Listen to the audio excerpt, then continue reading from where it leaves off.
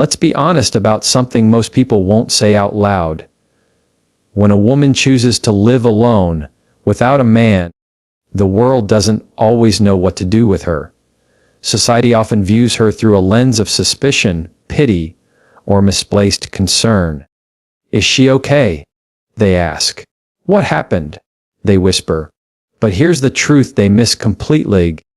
A woman who lives alone is not lonely. She's liberated. And that liberation is one of the most misunderstood, yet powerful, states of being.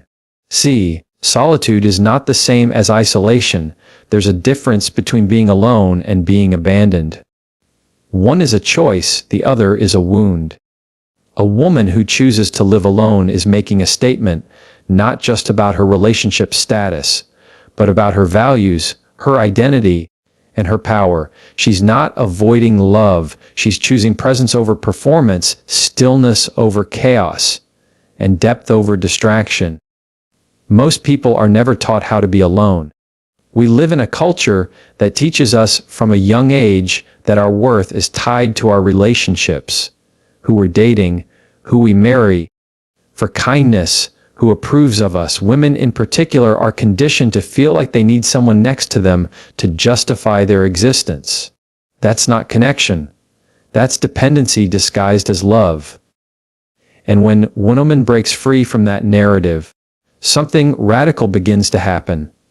She starts to hear her own voice again. Living alone creates the conditions for inner clarity.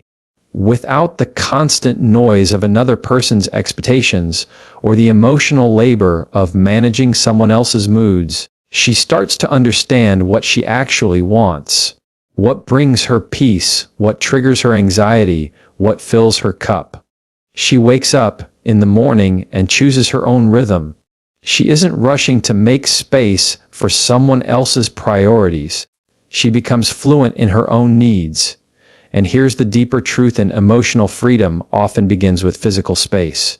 That space, a room, an apartment, a home she calls her own, isn't just shelter. It's a sanctuary, a place where she can expand, think, grieve, heal, create, laugh out loud at her own jokes, dance in the kitchen at midnight, cry when she needs to cry without explaining why. It's in these moments of aloneness that self-trust is built. Not because life is perfect, but because she's showing herself that she can handle it. And let's not confuse solitude with avoidance. This isn't about shutting out the world or refusing love. It's about creating the space to receive the right kind of love, the kind that doesn't come with conditions, control, or compromise of self. A woman who lives alone is often the woman who finally stopped settling. She's not interested in filling a void with a body. She's interested in filling her life with meaning. And that changes everything. Psychologically, this stage is essential. Carl Jung spoke of the process of individuation, the journey of becoming whole within oneself. That journey doesn't happen in a crowded room. It happens in silence. In choosing solitude, a woman enters into that sacred space of confronting herself, not as the world sees her, not as her past defined her, but as she actually is, stripped of roles and responsibilities imposed by others. That's not weakness. That's spiritual strength, and sure will be moments of doubt. Days when the silence feels heavy, when she misses the idea of someone, even if that someone never saw her fully. That's part of the process. Growth isn't always loud and visible. It's often quiet and internal. But over time, she realizes she hasn't just learned to live alone. She's learned to live deeply, intentionally, authentically. The irony is, once she becomes at peace with her solitude, she becomes the most powerful version of herself. Not because she's closed off, but because she's finally whole. And from that wholeness, everything she attracts changes. Relationships become healthier, boundaries become stronger, her time becomes sacred, and suddenly, what used to feel like lack now feels like luxury. The luxury of peace, clarity, and self-respect. So no, she's not lonely, she's living. living on her own terms, living without needing to be needed, living in full possession of her own voice and values. And once she's tasted that kind of freedom, she'll never again settle for anything less than alignment. She doesn't need a man to complete her. She needed space to meet herself. That's the truth the world doesn't often tell, but she knows it now, and once a woman knows who she is in silence, no one, not a partner, not society, not even her own fear, can take that away from her. Because the woman who lives alone isn't empty. She's full of herself in the best possible way. Here's the thing. Emotional security isn't something another person gives you. It's something you build within yourself. And a woman who lives alone, without the emotional buffer of a partner, learns that truth the hard way. But in the most transformative way, she learns to be her own anchor, her own calm in the storm, her own reassurance on the hard days. We often mistake partnership for stability, for kindness. We think having someone there means we're safe. But emotional safety that's dependent on someone else's presence is fragile. It shifts when they shift. It breaks when they leave. True security, the kind that can't be taken away, is internal. It's cultivated through experience, reflection, and conscious choice. And when a woman lives alone, she begins to build that emotional fortress brick by brick. At first, it can feel jarring. There's no one there to debrief with after a tough day. No one to offer that instant comfort when life throws a curveball. But in that void, something begins to emerge in her capacity to hold space for herself. Instead of immediately reaching outward, she starts turning inward. She listens to her thoughts. She watches her own reactions. And most importantly, she stops outsourcing her emotional regulation to someone else. This is a powerful shift, because when you stop needing someone else to calm you, validate you, or reassure you, you gain power. Not power over others, but power over yourself, emotional maturity. And that's rare. Most people never get there because they never give themselves the chance. They're always in relationships, always leaning, always filling silence with someone else's noise. But when you strip all of that away, what's left is the raw, honest work of self-containment. That doesn't mean you become cold or distant. It means you develop emotional integrity. You know what you feel and why you feel it. You don't project your pain onto others. You don't make your wounds someone else's responsibility. And you don't let someone's temporary affection determine your long-term peace. In this space of solitude, a woman begins to practice self-validation. That's not just a buzzword. It's a core psychological function. Self-validation is the ability to say to yourself, what I feel is real, what I need matters. I am allowed to take up space, even if no one is here to see it. And let me tell you, once she starts affirming herself like that, the world can no longer manipulate her with fear, guilt, or shame. This isn't easy, because most of us are conditioned to tie our emotional worth to our relationships. If someone's happy with us, we feel good. If someone's upset, we feel like we did something wrong.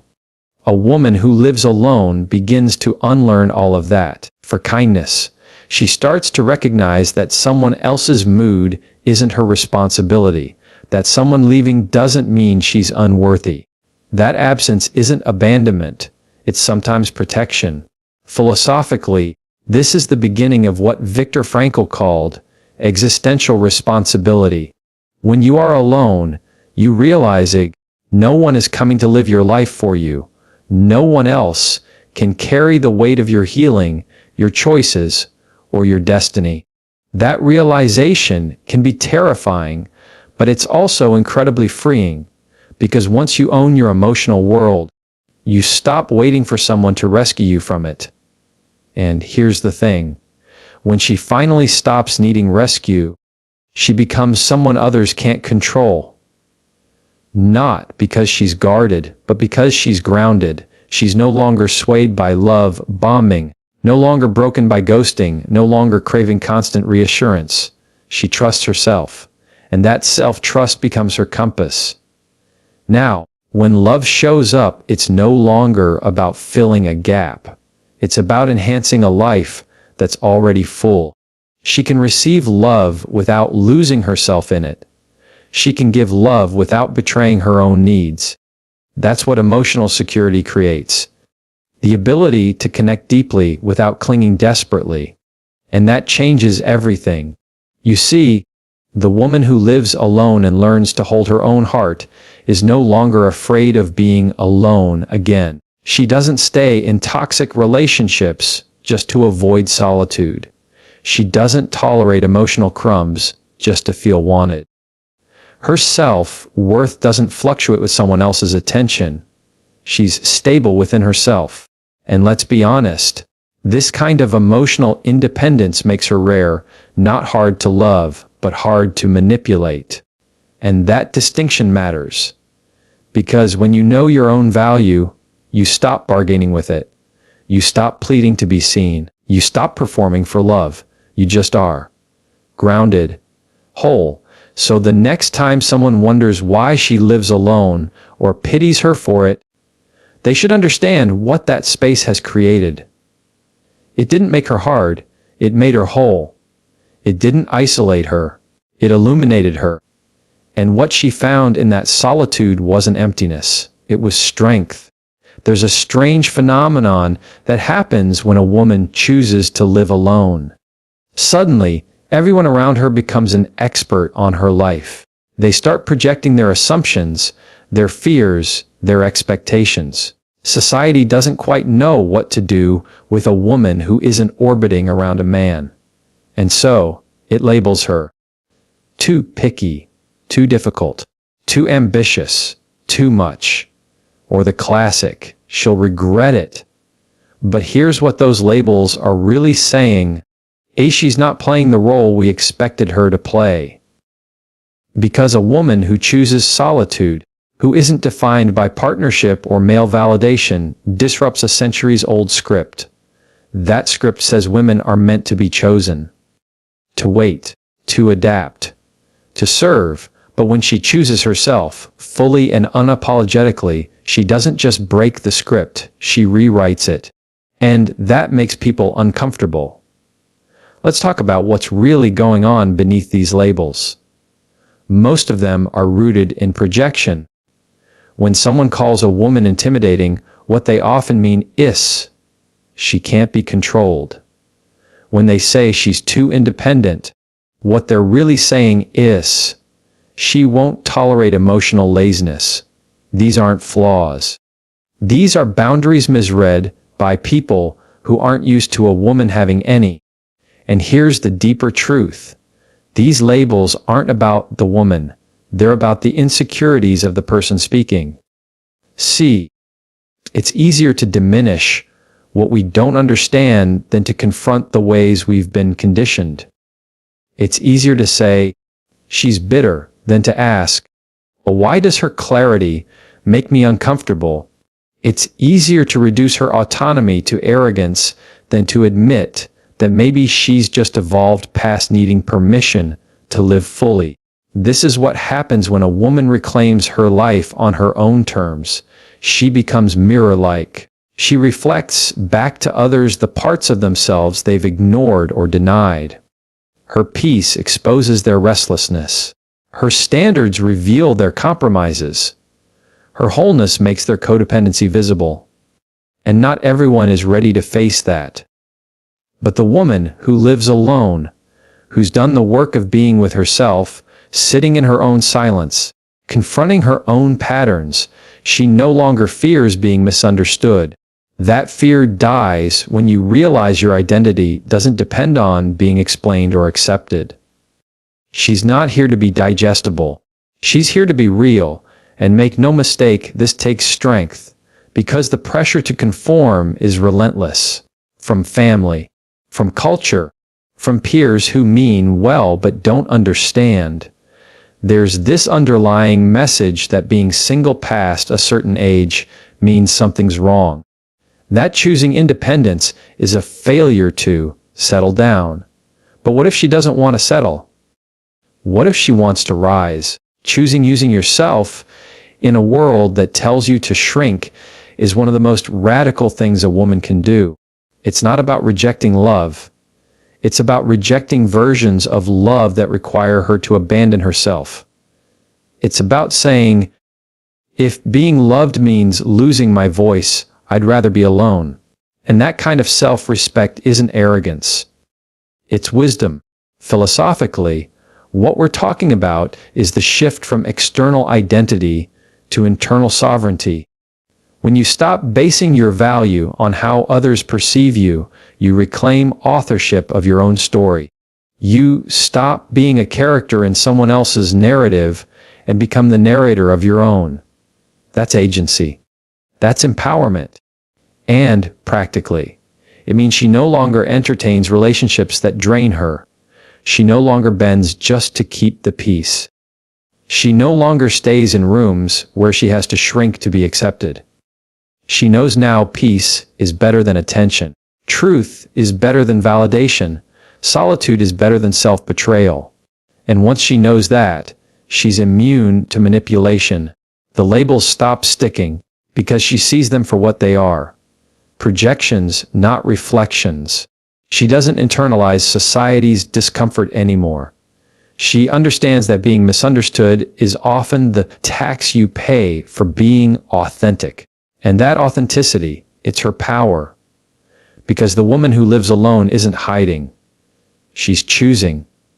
Choosing to live deliberately. Choosing to be seen clearly.